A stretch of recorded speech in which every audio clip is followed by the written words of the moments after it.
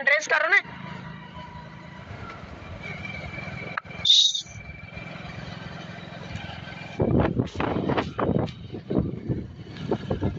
कल्पेश भाई मैंने आपको दोनों आईडियो पे को होस्ट बनाया है।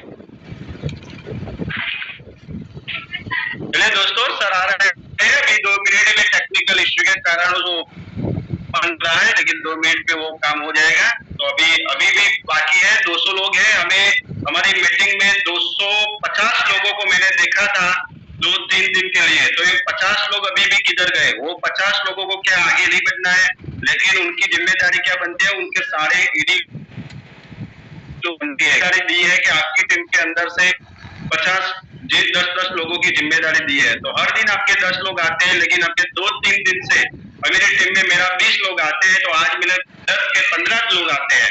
तो 5 लोग हैं, तो उनको कॉल करने किसकी होती है? वो लीडर की होती है।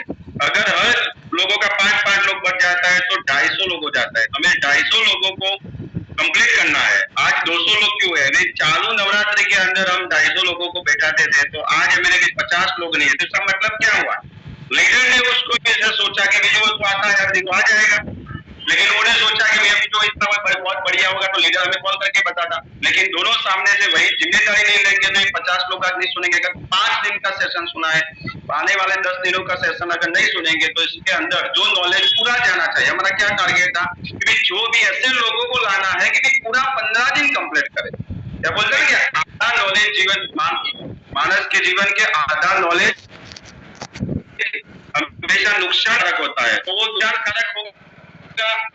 5 दिन हुए, 9 दिन हुआ, अभी तो 9 दिन में पिछले 2 दिनों से हमारा जो सेशन है इसमें लगभग 250 आसपास लोग हैं। तो अभी भी कॉल करने का टाइम है, अभी 2 मिनट है। 2 मिनट रेडी कॉल करके लोगों को बीच में आ गया। सर चलो तालियों के गैर का वेलकम के लिए वेलकम। सबसे पहले तो अनूप भाई धन्यवाद और बहुत बहुत एक्सट्रीमली सॉरी आप सभी को, आप लोगों को मेरी और वजह से आपको 12-13 मिनट आपके बर्बाद हुए। आई am extremely sorry, I was just in travelling और थोड़ा सा को होस्ट पा रहा था मैं टेक्निकल एरर के कारण। So I am extremely again sorry. My dear friends, मेरा नाम कल्पेश है और आप सभी का स्वागत है इस बेहतरीन कमांडो सेशन के अंदर। और अमृत सर अभी बता रहे थे कि भैया यहाँ पे हमने चालू करा तब 230, 240, 250 लोग होते थे। अभी लगभग 200 लोग हैं, तो 20-30 लोग अभी एब्सेंट रहते हैं।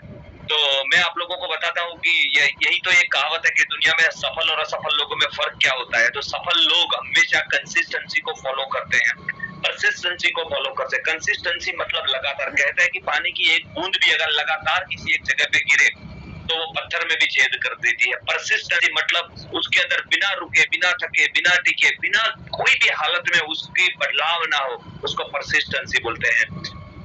डेडिकेशन मतलब पागलपन, सबमिशन मतलब अपने आप को समर्पित करना। ये सारे गुण जब किसी एक जगह पे फोकस हो जाते हैं तो अपने आप ये एक मजबूत स्ट्रॉन्ग बिलीफ बन जाता है और यही चीज आपको लेकर जाती है, आगे बढ़ाती है। तो यहाँ पे कहीं ना कहीं आप लोगों ने जो भी यहाँ पे कंसेप्ट जो सोचा है, जो स्टार्ट करा है, या जिस प्रोग्राम को हम लोगों ने स्टार्ट किया है कमांडो सेशन को, उसको एक ही पर्पज से तो हम लोगों ने शुरू किया था कि ताकि हम लोग आपको ये सिखा सके कि बिजनेस में हमारी तरह आप भी सफल कैसे हो। अमृत ने अभी जो बताई भी चौथी कार के लिए, उसके लिए भी उनका शुक्रिया और आप सभी का भी शुक्रिया। आप लोग बहुत दूर दूर से मेरे सेलिब्रेशन में आए थे। जो लोग नहीं आ पाए थे उन्होंने फेसबुक लाइव में भी कमेंट किया, तो thank you so much. But you know when I will be the happiest person, I will be the happy when your car will come at your home. You know, we are going to come at there and we are going to celebrate your car. मतलब भाई मजा आएगा जब हम आपकी car को celebrate करेंगे, आपके लिए फेसबुक लाइव करेंगे, जब आपके सपने पूरे होंगे, जब आप आज एक कॉमन मैन से, एक साधारण पुरुष या महिला में से, एक साधारण घर या परिवार में से बाहर निकल के 1 साल, 2 साल, 3 साल बाद जब अपनी सपनों की कार लेंगे, तब जाके हमें लगेगा कि हाँ यार हम आपके जीवन में कुछ कंट्रीब्यूट कर पाए, राइट।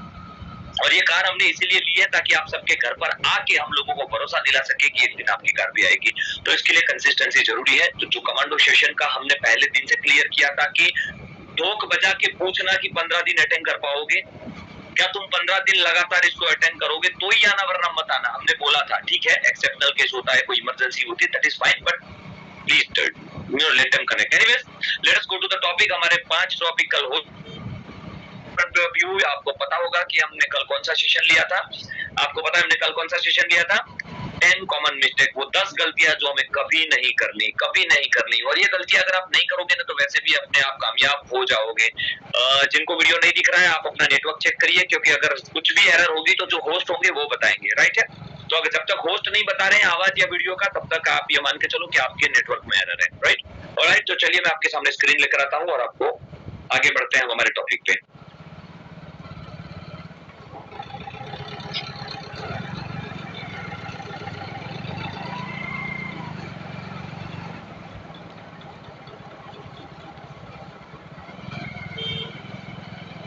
तो हम लोग ने पढ़ाई करी थी कल, आप लोगों को याद होगा हमारे सेशन के अंदर, और वो क्या था,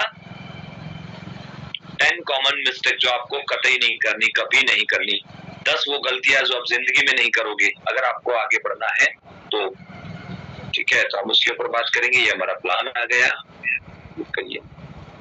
बहुत सारी चीजें हैं जो सीखकर हमें आगे बढ़ना है, और ये सीखते रहेंगे तभी तो हम आगे बढ़ेंगे, और यही चीजें। एनीवेज चलिए, तो ये हमारे टॉपिक आ चुके हैं, 10 common mistakes. Let me present our PPT view. Okay. So there is a screen, right? आपको दिख रही है 10 कॉमन मिस्टेक। कल हमने पहली गलती आपको पढ़ाई थी, वो ठीक है। वो पहली गलती क्या थी कि never try to reinvent the wheel. नए आइडिया मत लगाइए, अपना दिमाग मत लगाइए, अपनी बुद्धि मत चलाइए, अपने आपके डॉक्टरिंग का, इंजीनियरिंग का, चार्टर्ड अकाउंटेंट का, आपके गैराज का, आपके खेतीबाड़ी का, आपके घर चलाने का, आपके बच्चों को प्यार करने का, वो सारा अनुभव आपके फील्ड में आपको मास्टर बना सकता है। पर मोदी केयर में कामयाब होने के लिए आपको मोदी केयर के जो सफल लोग हैं, मोदी केयर की जो रेडीमेड सिस्टम है उसको फॉलो करना पड़ेगा। जितने आप अपने आइडिया लगाओगे उतने ही ज्यादा फेल होने के आपके चांसेस है।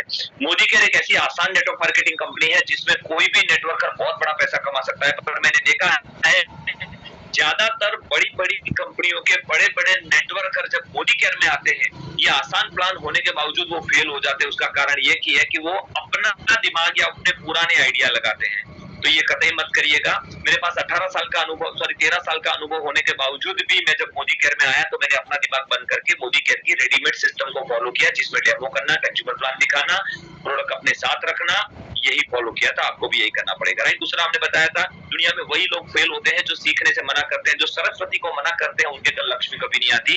फिर से बोल रहा हूँ, जो सरस्वती जी को मना करते हैं उनके कल लक्ष्मी जी कभी नहीं आती।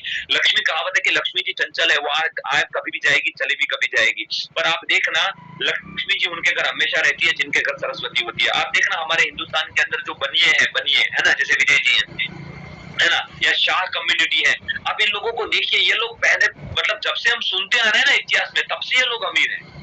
क्यों ये लोग अमीर है? क्योंकि इनकी भाषा विनम्र है, इनके सरस्वती इनकी जीभ पर है, और सरस्वती इनके घर पे है ना, इसीलिए लक्ष्मी जी उनके घर पे वास करती है, वो कभी चली नहीं जाती। और आप हमारे आसपास के लोगों को देखो, कभी कमा लेते हैं, कभी डूब जाते हैं, कभी कमा लेते हैं, कभी डूब जाते हैं। क्यों? क्योंकि उन्होंने लक्ष्मी तो कमा ली पर वो सरस्वती जी को नहीं कमा पाए। तो सरस्वती मतलब क्या? ज्ञान, नॉलेज। और टैलेंट कहाँ से आता है? ज्ञान और नॉलेज से आएगा। तो अगर आप मोदी केयर में 1 साल, 2 साल, 3 साल, 4 साल से है और अगर आप ज्ञान ले रहे हैं तो ये मान के चलिएगा सरस्वती जी अगर आपके घर पे आ रही है तो लक्ष्मी जी डेफिनेटली आएगी। आप आज ये मत देखिए कि लक्ष्मी जी आएगी नहीं, आप ये देखिए कि आपने सरस्वती जी को कितना उपार्जित किया, आपने सरस्वती जी को कितना आपने तैयार करा, मतलब ज्ञान लिया। तो जो लोग फेल कौन होते हैं? जो अपने आइडिया लगाते हैं। फेल कौन होते हैं?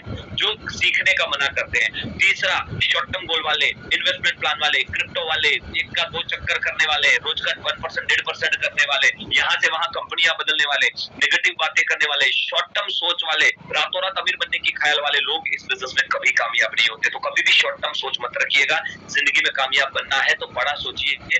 आज टाटा ग्रुप को टाटा ग्रुप बनने में 150 साल लगे हैं, रिलायंस को रिलायंस बनने में 125 साल लगे हैं। मेरे दोस्त, दुनिया में किसी भी बड़ी इमारत को बनने के लिए वक्त लगता है। अगर आपको एक बाथरूम बनाना है तो 3 दिन में बन जाएगा, आपको एक मकान बनाना है तो शायद 6 महीना 1 साल में बन जाएगा, लेकिन अगर आपको हवेली बनानी है तो वो 2-3 साल में बनती है, राइट। तो अगर आप यहाँ पे क्या बनाने आए हो? बाथरूम बनाने आए हो, घर बनाने आए हो, हवेली बनाने आए हो? अगर हवेली बनाने आए हो तो 5-6 साल तो लगेंगे, और सिर्फ 5-6 साल में हवेली नहीं बन जाएगी। उसको बनाने के लिए जो चाहिए, जैसा चाहिए, जितना चाहिए, जिस हिसाब से चाहिए उसी हिसाब से लगाना पड़ेगा। चाहे वो कंक्रीट हो, चाहे वो स्टील हो, चाहे रेती हो, चाहे कच्ची हो, चाहे ग्रीट हो, चाहे उसका कलर हो, चाहे उसका इंजीनियरिंग डिजाइन हो, चाहे इसका इंफ्रास्ट्रक्चर हो, चाहे उसकी पॉलिसीज हो, whatever the needed it should be needed. जो चाहिए मतलब चाहिए। तो शॉर्ट टर्म गोल वाले कभी कामयाब नहीं होते, तो हमें कभी शॉर्ट टर्म नहीं सोचना है। चौथा, not talking to enough people. Network marketing में एक चीज याद रखिएगा, डायरेक्ट सेलिंग में कभी कोई फेल नहीं होता। इस बात को, दुनिया में आप किसी भी धंधे में या तो आप सफल होते हैं या तो फेल होते हैं। ध्यान में रखिएगा, जितने भी लोग मुझे सुन रहे हैं कमांडो में, अगर आप कमांडो बनना चाहते हो ना, तो याद रखना नेटवर्क मार्केटिंग में कभी कोई फेल नहीं होता। नेटवर्क मार्केटिंग में या तो आप सफल हो जाएंगे या तो आप छोड़ दोगे। नेटवर्क मार्केटिंग में मोदी केयर में या तो आप सफल हो जाओगे या तो छोड़ दोगे। फेल तो कोई होता ही नहीं है, क्योंकि यहाँ पे कोई क्वालिफिकेशन ही नहीं रखा कि 35 मार्क 36 मार्क के पास होना है। नहीं, या उम्र की बात नहीं है, समय की मर्यादा नहीं है कितने साल में कामयाब होना है। यहाँ पे या तो लोग सफल हो जाते हैं या तो छोड़ जाते हैं। या तो यहाँ पे विनर्स आएंगे या तो क्विटर्स आएंगे। या तो यहाँ पे जीतेंगे या तो छोड़ेंगे। और वो छोड़ने वाले लोग क्यों छोड़ देते हैं? Not talking to enough people. वो इनफ लोगों को बातें नहीं करते, इसलिए इनफ मतलब, अब आप इनफ की व्याख्या क्या करोगे? 50, 100, 200 जी नहीं। आपको मेरे जैसे कल्पित चित्रोड़े जैसे 6 पागल न मिल जाए तब तक आपको लोगों से बातें करती रहे। आपको अमृत प्रजापति हो, चाहे जेबी जाला हो, चाहे देवेंद्र सिंह हो, चाहे विजय सर हो, चाहे अल्पेश सर हो, या इस मीटिंग में बैठे हुए हर कोई लीडर जो अच्छे लीडर है, सब आप अच्छे लीडर हो। कहने का मतलब है जो भी सफल लोग आपकी नजर में है, वो सारे ऐसे लोग जब तक आपको न मिल जाए तब तक आपको लोगों को बातें करते रहना है। जिस दिन आपने बातें करना बंद कर दिया, अपने आप आपने इस बिजनेस से आउट हो जाओगे। इस बिजनेस में आउट होने के लिए नया कुछ करने की जरूरत नहीं है, बस लोगों से बात करना बंद करो, धंधे से बाहर हो जाओगे। तो कौन सी चौथी चीज नहीं करनी है? कभी भी कम लोगों से या थोड़े लोगों को बात करके छोड़ना नहीं है। पांचवी गलती, नाइदर बोरोवर नॉर लेंडर। कल इसके बारे में मैंने बहुत कुछ बताया था, लास्ट टॉपिक था, और वो ये था, इस धंधे में अगर कामयाब होना है तो कभी भी पैसों का व्यवहार न करे, ना अपलाइन से, ना डाउनलाइन से, ना डीपी वाले से। अगर गलती से कर लिया है तो ईमानदारी से उसको वापस करिए। याद रखिएगा, परिस्थिति आपकी क्या है उससे कोई फर्क नहीं पड़ता, आप अपने वादे को निभा रहे हो कि नहीं उससे फर्क पड़ता है। मान लो मेरी परिस्थिति बहुत खराब थी और मैंने मेरी अपलाइन या डाउनलाइन से पैसा लिया, इट्स ओके, मेरी जरूरत थी। मान लो मेरे से गलती से प्रोडक्ट का पैसा किसी ने दिया था, मुझे प्रोडक्ट खरीदनी थी, शायद कुछ इमरजेंसी आ गई, मेरे से खर्च हो गया, it's okay, we can understand, we are human being, हो सकता है हमारे साथ। पर उस गलती को जितना हो सके जल्दी सुधार के आगे बढ़ना, वो एक लीडर की निशानी है। जहां से आ रहा है उसी को अगर खा जाओगे तो वैसे भी गड्ढे में तो थे ही, जहां से आ रहा था उसी को खा जाओगे। और मैंने देखा है अच्छे नेटवर्कर अच्छे लोगों को अपनी टीम में लाते हैं, उन्हीं से पैसा लेते हैं और फिर वही लोग उनको छोड़ के चले जाते हैं। ऐसी गलतियां कभी ना करें, ना डीपी वालों से, ना डाउनलाइन से, ना अपलाइन से। अपलाइन यहाँ पैसा कमाने आया है, आप भी पैसे कमाने आए हो। आप जहाँ पे नौकरी कर रहे हो, अगर हर कोई आप अपने सेठ को बोलोगे नौकरी कर रहा हूँ, आप नौकरी थोड़ी ना कर रहे हो, तो भी पगार दे रहा है, उधार नहीं दे रहा है। वैसे ही सेम यहाँ पे होता है, आपकी अपलाइन अपना पैसा कमाने आई है, आपकी डाउनलाइन उसका पैसा कमाने आई है। हमें कोई अधिकार नहीं हम किसी के पैसे परिवार के साथ खिलवाड़ करें। इसमें खाली पैसे परिवार, हस्बैंड वाइफ, पति पत्नी, क्योंकि हर घर में इस बिजनेस में महिलाएं हैं, तो वी शुड रिस्पेक्ट एवरीवन। जितनी रिस्पेक्ट हम हमारी बहन की करते हैं, माता की करते हैं, उतनी रिस्पेक्ट हम जब किसी के घर पे जाएंगे तो वो हमारी बहन है या तो माता है। इस बात को कभी भूलिएगा मत। और मैं सारी महिलाओं को भी बोलना चाहूंगा, आप भी अपनी मर्यादाओं को कभी मत भूलिएगा। जितनी रिस्पेक्ट आप अपने भाई को, पिताजी को करते हो, उतनी रिस्पेक्ट आपको बाहर जब जाओगे तो आपको बाहर जब भी जिसको मिलोगे उसमें आपको अपना भाई या तो अपने पिता दिखने चाहिए। यही एक रास्ता है जहाँ पे आप आगे बढ़ोगे, राइट। तो no credit please don't ask. No credit please मतलब डोंट आस्क, प्लीज कृपया पैसा न मांगे, पैसा न दे, पैसों का व्यवहार न करे, किसी का ईगो, किसी की रिस्पेक्ट के सामने खिलवाड़ न करे। क्लियर है? चलिए आगे बढ़ते हैं। छठा टॉपिक, कल 5 ही आ गए थे, मैंने और भी जरा सा आपको दे दिया। अब टॉपिक पर बात करते हैं और टॉपिक हमारा आ जाता है आगे का, procrastinating later. This business demands immediate action and a sense of urgency. इस बिजनेस में कामयाब होना है मेरे भाई, तो एक चीज याद रखिएगा, कल करूंगा, परसों करूंगा, बाद में करूंगा, देखते हैं, करते हैं, ठीक है मैं देख लेता हूँ, हाँ ठीक है मैं सोचता हूँ, ठीक है मैं सोच के बताता हूँ, अच्छा ठीक है मैं बात कर लूंगा। मेरे भाई तुमसे कुछ नहीं होगा। हमारे हिंदी में बहुत अच्छा प्रोवर्ब जो आप सबने सुना है स्कूल के अंदर, कल करे सो आज करे, आज करे सो अब। आया ना, सबने सुना है ना कि जो कल पे करना था वो आज पे छोड़ो, और आज जो करना था उसको अभी करो, अभी अभी अभी। कल किसी ने नहीं देखा, पर हम हिंदुस्तानी लोगों का कल्चर थोड़ा सा अलग है। आज करे सो कल करे, कल करे सो परसों, जब जीना है बरसों, है ना। आज करे सो कल, आज करना है वो कल करेंगे, कल करना है वो परसों करेंगे। अब जब परसों जीना है तो फिर टेंशन क्या है? तो भाई तुम जिंदगी में कभी कामयाब नहीं बन सकते। इस दुनिया में जितने भी लोग टॉपर है किसी भी क्षेत्र में, उन्होंने वक्त की कदर की है, उन्होंने समय की वैल्यू की है। और मैं आपको बता दूं, इस दुनिया में आप कुछ भी खरीद सकते हो, कितने भी पैसे कमा के, आप वक्त नहीं खरीद सकते। वक्त जो गया वो गया।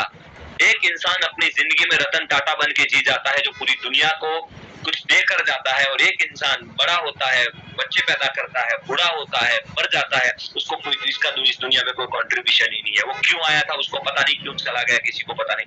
आप अपने आप को कहाँ देखना चाहते हो? क्या सिर्फ रतन टाटा की पोस्ट करके अपने आप को बेहतरीन मानते हो, या ये भी सोच रखते हो चला एक दिन मेरी भी पोस्ट ऐसी आएगी, कोई दुनिया में 50 लोग मेरे जाने के बाद पोस्ट रखेंगे, नहीं बंदा कुछ जी कर गए, या तो ये महिला कुछ कर गई। ये होती है सोच। पर ये वही लोग कर सकते हैं जो प्रोक्रास्टिनेटिंग को टालते हैं। मतलब प्रोक्रास्टिनेटिंग मतलब टालना, कल पे छोड़ना। नहीं छोड़ेंगे कोई काम। सेंस आप रास्ते में जा रहे हैं, अचानक से मान लो कुछ हुआ या आपके घर पे कुछ हुआ, आपने 108 पे कॉल किया, वो बोल रहा है एक काम करो भाई 2-3 घंटा लगेगा। आपने बोला भाई हार्ट अटैक लग रहा है, बोले थोड़ा सा हार्ट दबाओ, ब्रेन दबाओ। आप कर पाओगे? आग लगी, आप फोन करोगे फायर ब्रिगेड में, फायर ब्रिगेड वाले बोलेंगे एक काम करो 2-4 घंटा तुम कोशिश करो, फिर हम आते हैं, क्योंकि अभी दशहरा चल रहा है, नवरात्रि चल रहा है, सारा स्टाफ वाले गरबा गाने गए हैं। चलेगा?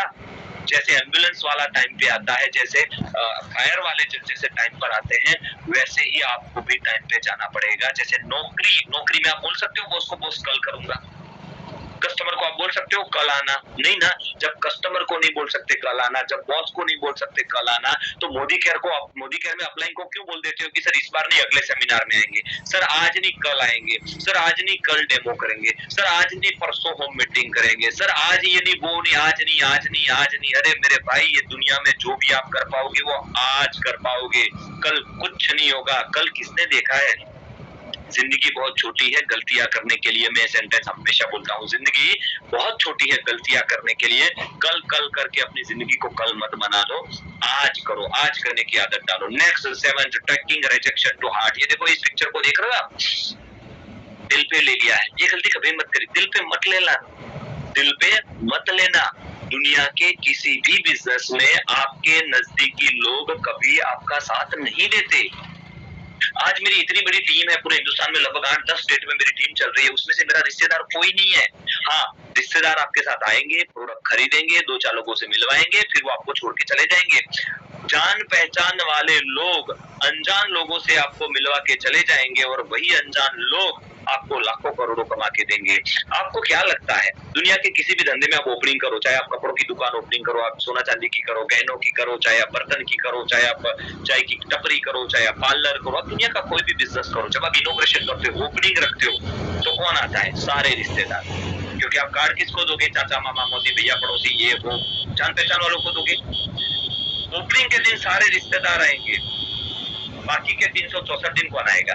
क्या रिश्तेदार आएंगे? रोज आप उम्मीद करोगे कि आपके चाचा मामा मौसी भैया रोज आपकी दुकान पे आएंगे, सामान खरीदेंगे? जी नहीं। मार्केट में जब आप दुकान लेके बैठते हो ना, जिस दिन ओपनिंग करते हो ना, उसी दिन रिश्तेदार आते हैं, फिर तो अनजान लोग ही आते हैं। वहाँ इंसान नेगेटिव नहीं होता कि मेरे चाचा तो ओपनिंग में आए थे, उसके बाद हराम है, कभी क्या उनके घर पे खाना नहीं बनता होगा, तो मेरे वहां से किराना क्यों नहीं ले रहे? मेरे मामा को नहीं पता कि मैं कपड़े बेचता हूँ, क्या उनके घर पे कपड़े लोग नहीं पहनते? वो मेरे वहां क्यों नहीं आते? अरे भाई नहीं आते।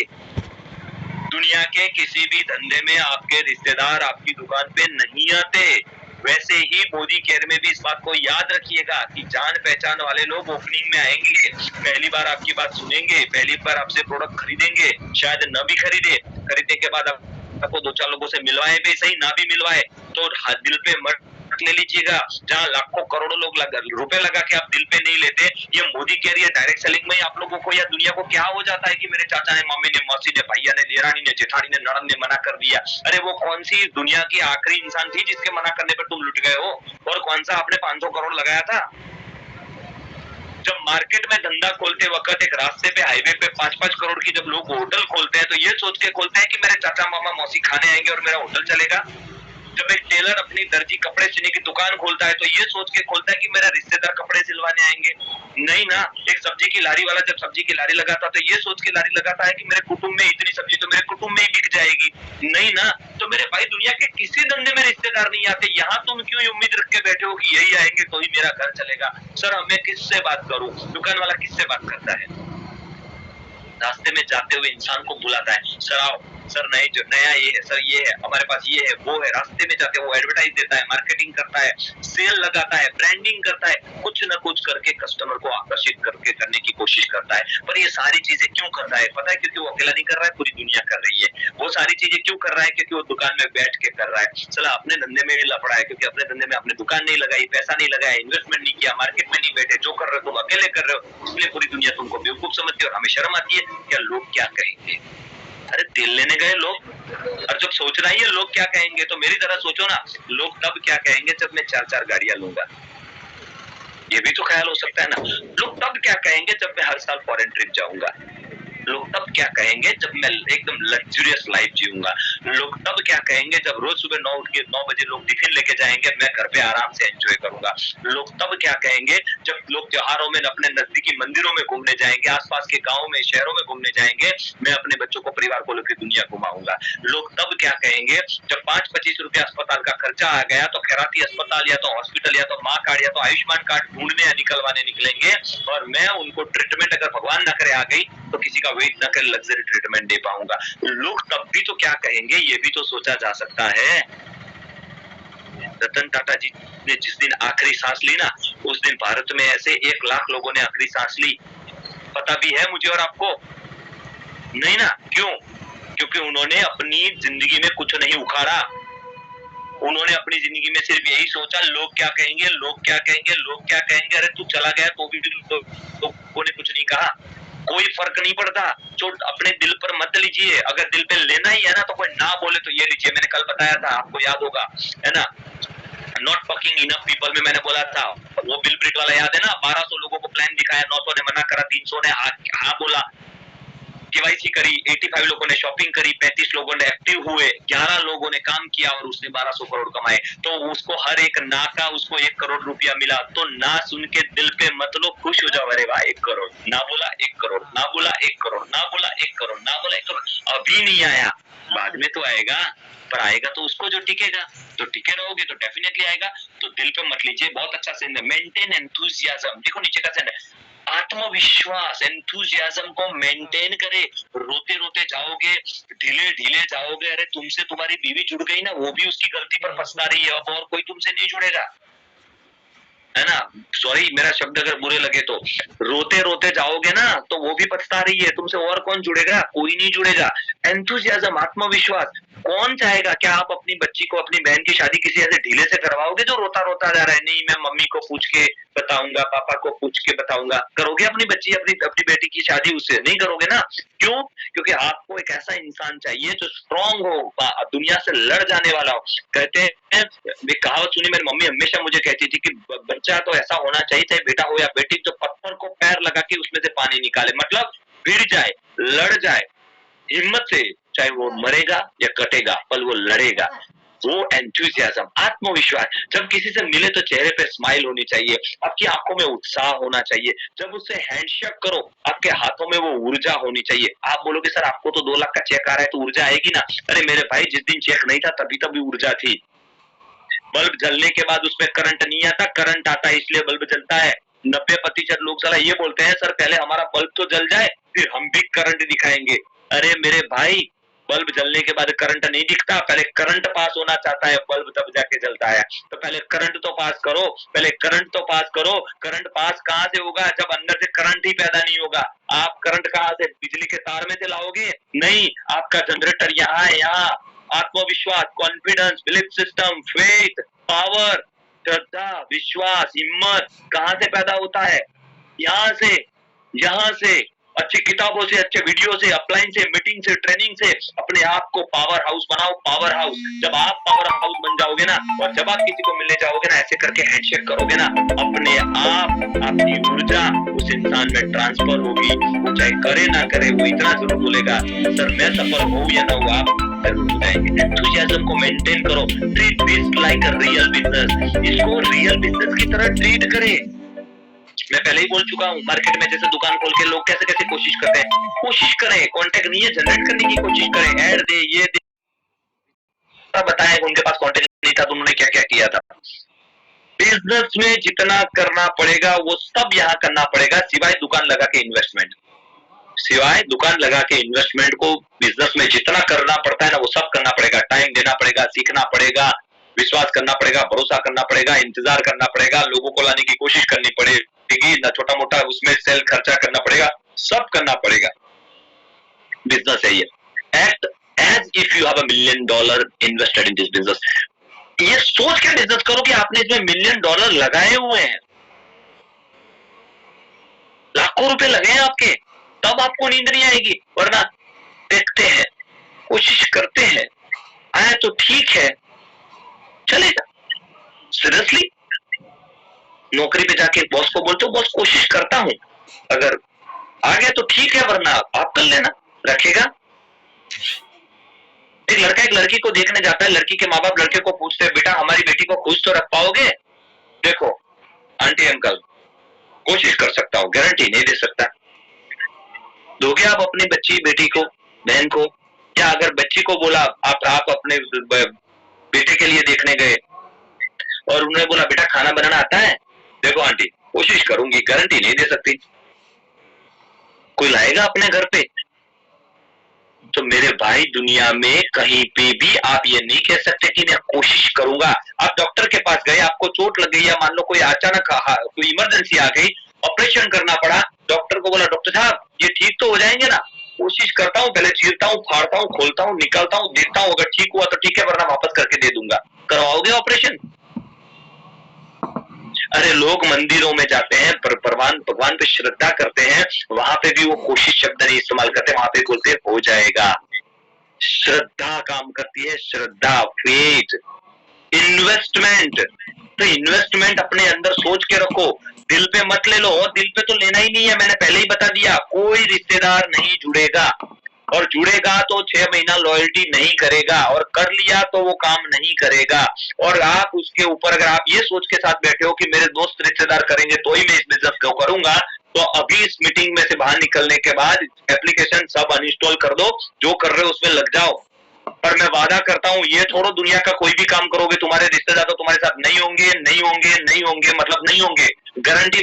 आप मुझे बताओ रतन टाटा का नाम आपको आता है? उनके भाई का नाम क्या था? चाचा के लड़के का नाम क्या था? आता है? रिलायंस धीरूभाई अंबानी के चाचा मामा भैया का नाम आता है? अमिताभ बच्चन के चाचा मामा भैया का नाम आता है? सचिन तेंदुलकर के चाचा मामा भैया का नाम आता है? नहीं ना। दुनिया में जितने भी सफल लोग हुए ना, जिन्होंने अपने बिजनेस की शुरुआत करी थी, तब सबसे पहला विरोध उनके गांव वालों ने, समाज वालों ने, सोसाइटी वालों ने ही किया था। ऐसे नहीं होता, ऐसे हमारे गांव में तो कोई नहीं गया, हमारे कुटुंब में तो कोई नहीं गया, तू कौन सा करोड़पति बनने निकला है, ऐसे थोड़े ना धंधे होते हैं। तब वो निकले, उन्होंने बाहर जाके काम किया, अनजान लोगों ने उनके ऊपर भरोसा करा, और आज वो हजारों लाखों करोड़ रुपए कमा रहे हैं या सेलिब्रिटी बन चुके हैं। जिस अमिताभ बच्चन को आज मिलेनियम स्टार कहा जाता है ना, रेडियो वालों ने मना कर दिया था कि तेरी आवाज में दम नहीं है, आज उसकी आवाज के दम पर 82 साल की उम्र में वो केबीसी को शो कर रहा है ना। जिस सचिन तेंदुलकर को आज गॉड ऑफ द क्रिकेट कहा जाता है, 14 साल की उम्र में उसकी हाइट देखकर बोला था इतना छोटा बच्चा क्या करेगा।